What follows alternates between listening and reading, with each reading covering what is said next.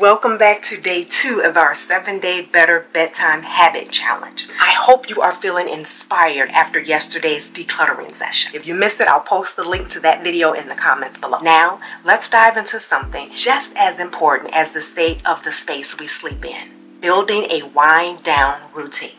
I strongly believe that how we end our day can make a huge difference for our health and weight loss goals. So let's get into it. Step 1. Understanding your why. Why is a wind down routine crucial?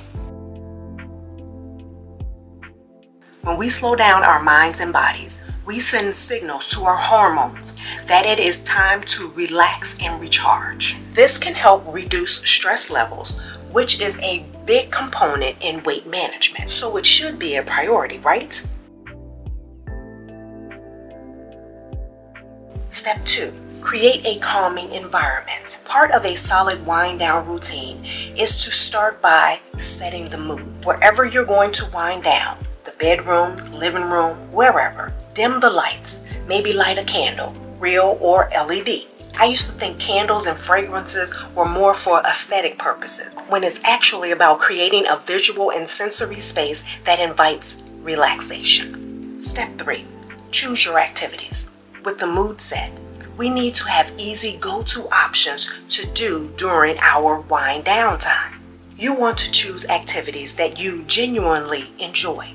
And as much as we enjoy our phones, our tablets, our computers, this time we're going to set aside and actually do activities that are unplugged.